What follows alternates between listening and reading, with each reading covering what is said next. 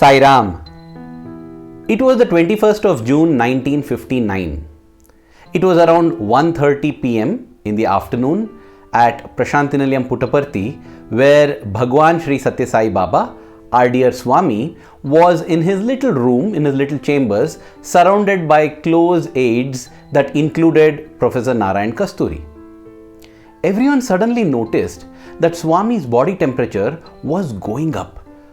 With no apparent reason, it kept rising, and hurriedly they got a thermometer, and when they measured his body temperature, it was a whopping 104.5 degrees Fahrenheit. Oh my God, this is utterly high fever. But as it always happens in these cases, Swami is in charge and he told everybody to calm down. Within a few minutes, the temperature came down and it was back to the perfect 98.6 degrees Fahrenheit.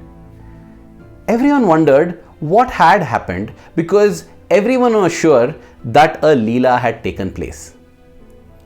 They got a hint about this leela that evening while having dinner with Swami, when Swami suddenly summoned a young lad from Madras, which is today called Chennai. Ishwar, Swami called out to him, and Swami told him, "You are going back to Madras tomorrow. When you go there, tell your mother that I have told her to be careful when she is around fire." That was the clue everybody had been waiting for, and they were sure that Swami's temperature had something to do with this. The boy agreed. This boy Ishwar, I think that is his name most probably, 99% sure. This has been recorded in Howard Murfitt's book Man of Miracles.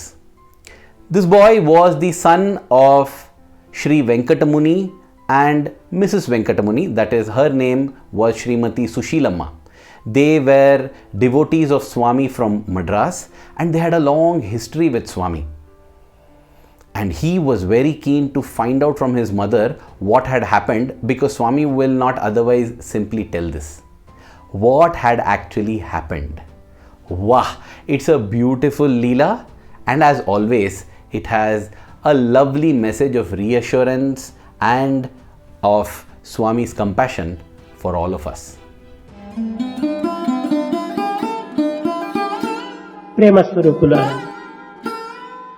Though Mr. Venkatamuni was from Madras, that is Chennai, he had his roots in the state of Andhra Pradesh, the same state where our beloved Swami took birth at Puttaparthi. It was in 1944 that Shri Venkatamuni heard about Swami and he was very curious to come and meet him. That is what he did. And even as he landed on the shores of the Chitravati river, because back in those days one had to come to Puttaparthi via Bukkapatnam and then a bullock cart journey cross the river Chitravati. So that is what he did. At the river bed, he was welcomed by Swami. And Swami picked up a handful of sand from the river bed and poured out hot sweets straight from the oven to Shri Venkatamuni and the others who had come along with him. Then and there, he knew that this was not sleight of the hand, because he had to literally allow the sweets to cool away from his hand so that his hands and his tongue don't get burnt. Over a very short period of time, he grew very fond of Swami. He became like a playmate to Swami.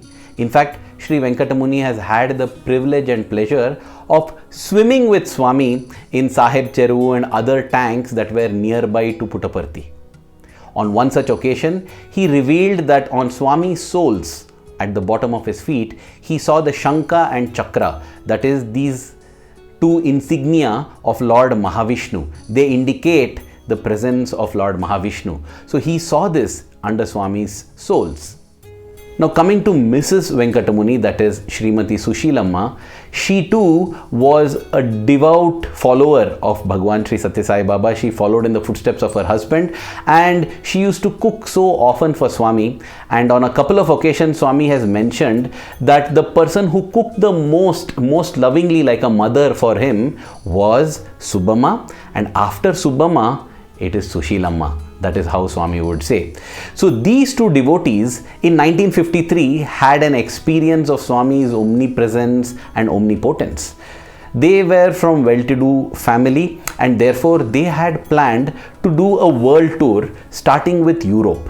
As part of the world tour, they wanted to witness the coronation of Queen Elizabeth II, which was scheduled for June 2nd in 1953. So they had landed in Paris en route there. Now in Paris, they realized that the travelers' checks that they had brought, that was the only way of carrying your funds along with you back in those days. These travelers' checks had gone missing. And they frantically searched through their luggage, searched through their wallet, their purse, everywhere. This was not there. And their only recollection was in the previous airport at Bombay they had seen it. Now they feared that possibly they had left it off over there. This was the beginning of their world tour, and they were almost penniless. They had a few francs with them. And you know what is the shocking thing they did with these few francs? Well, it is shocking for a non-devotee, but for a devotee of Bhagawan Sri Sathya Sai Baba, it's absolutely understandable. They used the last few francs they had with them to send a telegram to Swami in India, telling him of their condition and praying to him to save them. A couple of hours later, they felt that their telegram would have reached Swami. Well, Swami works in such fast ways, right? They open their purse, and right on top there, on the top, are the missing travelers' checks available for them. So, Mr. and Mrs. Venkatamuni had experienced Swami's omnipresence and omnipotence many times before this particular day in 1959, that is the 21st of June. Now, as their son, their elder son, Mr. Ishwar, he left for Madras, with the message from Swami. The others who were around Swami were very curious, and they requested Swami whether they could make a trunk call, a phone call from Puttaparthi to Madras. Swami agreed, and it was in Swami's presence that this phone call was made. And as Mrs. Venkatamuni, that is Sushilamma Garu, was speaking on the phone was handed to Swami himself. And though they could not hear what the other side was saying, all the people there heard Swami saying clearly with a smile on his face, no, my hands didn't get burnt. Just that my body temperature went up a bit. That is all. It was only the next day that the detailed story got revealed, and it matched perfectly with what Swami told them in brief after placing the phone down. Here is what had happened. That day, in the afternoon, Mrs. Venkatamuni, that is Sushilamma, had gone to the altar to do her afternoon worship. And as she was completing the worship, when she turned around, the sari caught fire from the lamp in the altar. And her whole sari immediately started burning, and she shouted out, "Sai Baba!" That's it. Though the sari burned down almost 70 to 80%, not a hair on her body was touched, not a single cell of her skin was burned. And she felt gratitude in her heart, knowing for sure that this is a miracle of Swami, and otherwise she would not have been able to be so safe. And that is the reason in the evening, when she got a trunk call and when she heard Swami, she immediately asked him whether he had burnt his hands.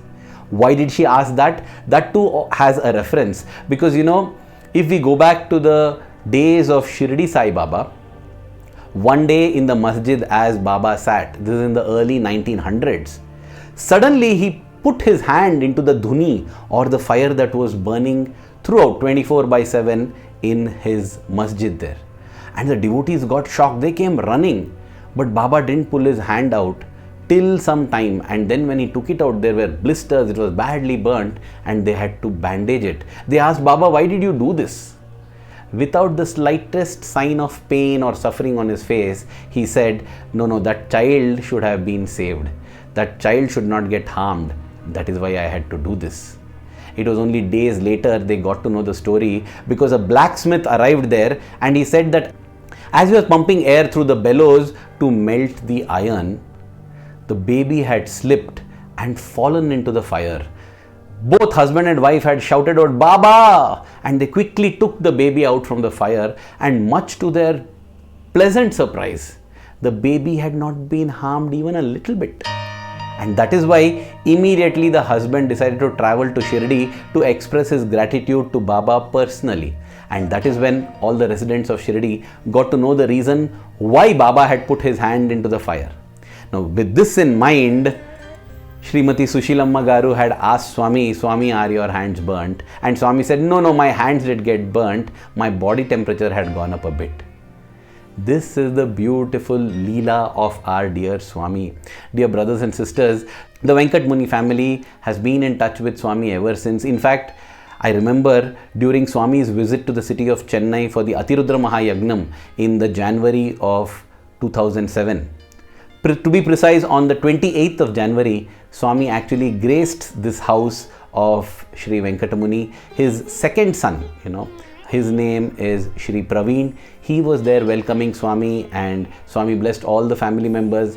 Blessed is this family for having been at Swami's lotus feet for so many decades, across so many generations.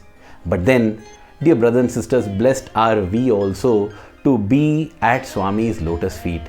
Let us remember that Swami is just a call away. The problem is, Swami is never our first resort. Swami is always or most often our last resort. We try doing everything, and when all else fails, then we turn to him. But if we are able to turn to Swami as the first resort, like this little boy in this linked video did, the Lord is ready to bend the rules, change the rules, and plunge himself and respond immediately, just as Lord Vishnu responded to the call of Gajendra. Instantly from Vaikunta, will he not respond when he is the resident of our own hearts? Dear Swami, may we always remember you, whether it is times of joy or times of sorrow. For you are our eternal companion. You are the one who alone can confer on us peace, contentment, and joy. Dear Swami, may the love that we have for you in our hearts keep growing stronger every passing moment. Thank you. Jai Sai Ram.